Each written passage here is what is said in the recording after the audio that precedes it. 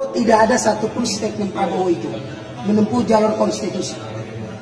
Bahkan pendukung Prabowo yang merupakan aktor intelektual Amin Rais sebelum pemilu berlangsung itu sudah membuat statement yang membuat keresahan di tengah-tengah masyarakat.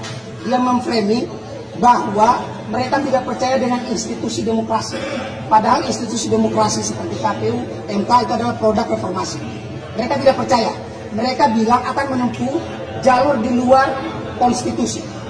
Dengan mereka menamakan namanya people power. Padahal syarat people power itu tidak ada. Di negara kita, ekonomi kita terbaik di Asia Tenggara. Tidak ada pemimpin seperti Soeharto. Jokowi bukan pemimpin yang diktator otoriter. Jadi syarat-syarat demokrasi itu tidak terpenuhi.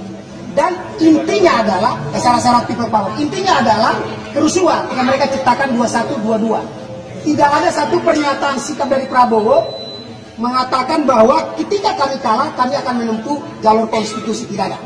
Setelah kerusuhan itu sudah terjadi dan rakyat sudah tahu siapa di balik kerusuhan 2122, yaitu adalah kelompok 02, baru buru-buru Prabowo dengan kedok konstitusi ya mencoba cuci tangan untuk masuk menempuh jalur konstitusi di MK.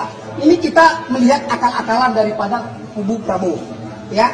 Dan kami warning kepada seluruh rakyat Indonesia, kepergian Prabowo pada hari ini itu juga kita harus hati-hati. Ada dua kemungkinan, bisa terjadi seperti tahun 98 kabur ke Jordania. Yang kedua, dia menggalang kekuatan dana untuk kembali membuat kerusuhan. Betul. Nah, kalau betul-betul Prabowo telah pendukungnya menghimbau pendukungnya untuk menempuh jalur konstitusi, berhenti. Kami minta kepada pendukung 02 untuk berhenti menebar hoax. Ya, kami minta untuk kembali membuat provokasi-provokasi sebelum kami hilang kesabaran. Ya, yang kedua, berhenti melakukan ancaman-ancaman ya kepada kawan-kawan pro demokrasi, terutama kepada kawan kami Adian Apitupulu. 98 ini ingat ya, kami menawarkan jalan tengah untuk bangsa ini. Kami hadir ketika negara dalam keadaan titik nadir pada tahun 98. Kami menghindari perpecahan bangsa, kami menawarkan solusi kepada bangsa ini, yaitu reformasi. Kami berhasil menggulingkan rejim otoriter Soeharto. Jadi kalau ukuran hanya Prabowo cendana, kami sudah terjun melawan.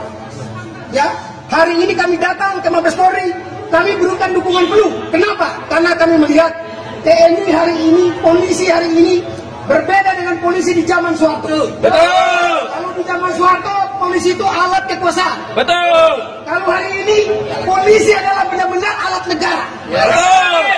Alat negara, oleh karena itu negara harus memastikan bahwa warga negara dalam keadaan aman. Kami minta kepada negara tidak boleh kalah terhadap gerombolan-gerombolan pengacau, perusuh. Ya, negara harus kuat menghadapi mereka.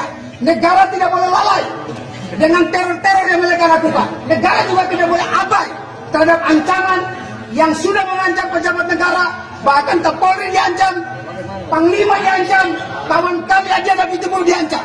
Oleh karena itu, sekali lagi kami tegaskan, kami RNA aktivis 98 akan berada di front terdepan menjaga nation state, menjaga bangsa ini. Karena kami melihat ancaman ini tidak semata-mata karena persoalan pilpres, tapi ini semata-mata persoalan ancaman terhadap negara, ancaman terhadap kebangsaan kita. Karena ada 3 kekuatan besar, saya ulangi, satu adalah kekuatan yang haus kekuasaan, yaitu Prabowo, NDG. Yang kedua ada penyandang dana, yaitu cendana. Yang ketiga ada HTI yang ingin merubah dasar negara, dan di belakangnya ada teroris, ada ISIS. Jadi itu yang kami harapkan.